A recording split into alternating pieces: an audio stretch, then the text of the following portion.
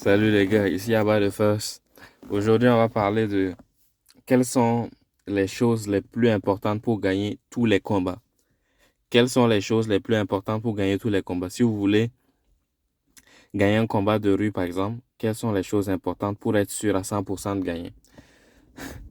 Cette question est très intéressante parce que l'une des choses les plus importantes pour ne jamais être dans, toujours gagner un combat, c'est ne jamais être dans un combat.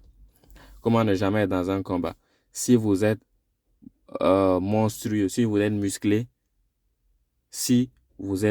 vous avez tendance à ne pas être dans des combats parce que personne ne va attaquer quelqu'un qui est musclé. Peu importe votre taille. Si vous êtes musclé, vous êtes imposant, les gens auront tendance à vous laisser tranquille. 1. Être musclé, être imposant. Travailler sur la masse musculaire. Comment travailler sur la masse musculaire? Faire à peu près 12 à 15 répétitions sur chaque mouvement. Sur le dos, c'est un des trucs les plus... Lorsqu'on le développe, ça se voit immédiatement. Les pecs, c'est un peu plus dur, mais le dos, c'est une partie du corps qui est le plus important. Les jambes, le dos, les jambes. Si vous travaillez ça, vous aurez un physique époustouflant et les gens auront moins tendance à vous emmerder. La deuxième chose à faire, c'est savoir se battre. Si vous avez fait de la boxe, vous avez fait des sports de combat, ça va vous apprendre l'humilité. Vous allez savoir qu'il ne faut pas attaquer les gens dans la rue parce que il se pourrait que la personne soit championne du monde dans quelque chose. Par exemple, il y a eu quel- quelqu'un a agressé un Golden Gloves dans un dépanneur. Aux États-Unis, quelqu'un a agressé une autre personne qui était Golden Gloves. C'est une personne lambda qui a agressé un jeune. Sauf que le gamin était champion de boxe, champion sur le plan national de boxe. Et là, bien sûr, il a cassé la gueule à l'autre mec parce que lui, juste à son physique, on ne peut pas le remarquer qu'il est champion du national de boxe. Il a un physique extrêmement mince, élancé. Il a de longs bras. Juste à le voir, tu ne sais pas qui est Golden Gloves. Ceux qui font des sports de combat, ils vont pas chercher la merde dans la rue. Ça enseigne un peu l'humilité parce que tu sais que n'importe qui peut s'avérer être un champion de je sais pas quel art martial que tu connais pas. Comme les combattants de Muay Thai, parfois tu peux pas savoir. Comme Gennady Golovkin par exemple. Gennady Golovkin, Triple G. Lorsque tu le vois, il a l'air d'être un prof d'école primaire. Il n'est pas impressionnant du tout. Pas du tout, pas du tout. Juste à son visage, tu peux pas reconnaître à quel point ce mec est dangereux. Ou je vous avais parlé d'un combattant jiu brésilien qui était extrêmement efféminé, extrêmement maniéré. Lorsque tu le vois, tu sais pas à quel point ce mec est dangereux. Tu ne peux pas imaginer la merde dans laquelle tu es si jamais tu essaies de le battre. Tu essaies de te battre avec lui. Quelqu'un qui a fait des arts martiaux ne va pas attaquer d'autres personnes dans la rue. C'est très peu probable. Ça peut arriver. On peut se crêper le chignon de temps en temps. Mais c'est très peu probable qu'un pratiquant d'arts martiaux se batte dans la rue.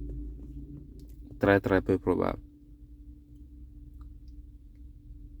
Donc j'ai cité 1. Avoir un physique imposant. 2. Savoir se battre, pratiquer un sport de combat avec des sparring. Il doit y avoir des sparring pour que vous puissiez tester vos techniques sur un partenaire qui ne coopère pas avec vous, qui résiste vivement. En boxe, on fait souvent ça, on vous met dans le ring, on fait des sparring. Vous vous tapez dessus. En judo, on fait des randori. C'est comme ça s'appelle sparring. En Muay Thai, on fait du lechung. On fait du sparring en Muay Thai. On donne des coups de pied, coups de genoux. On y va doucement. Mais même en allant doucement, tu peux comprendre le caractère dévastateur de certains coups de pied, coups de poing.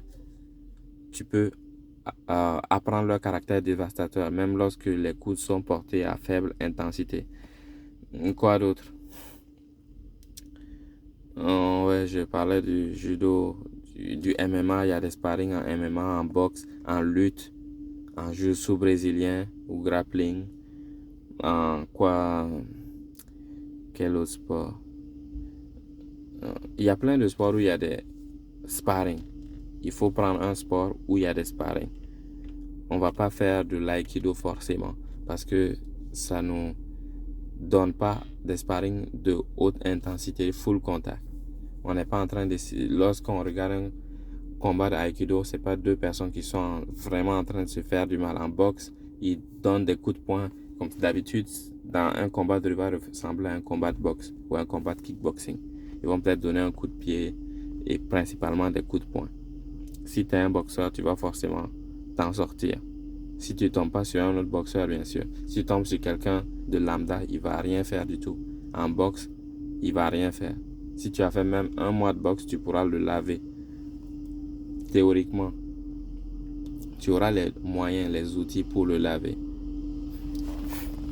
Et une autre chose pour gagner n'importe quel combat, l'expérience du combat. Comme j'ai dit, les sparring.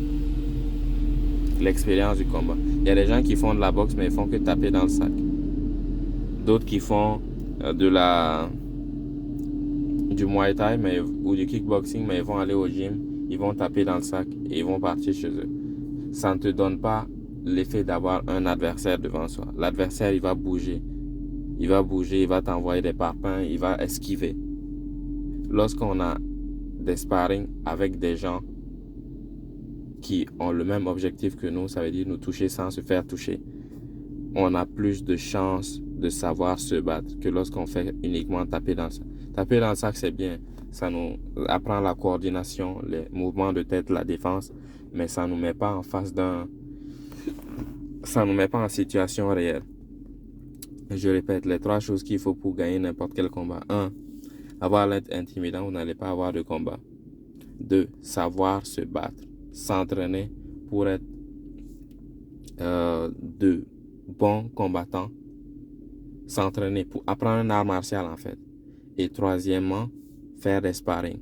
Faire des sparring où on a des contacts. C'est vrai, on va pas s'envoyer des marmites dans la gueule pour se donner des commotions cérébrales. Mais on va aller à la touche. Si on va à la touche comme au MMA, avec Youssef Gouganem par exemple, qui travaille beaucoup à la touche.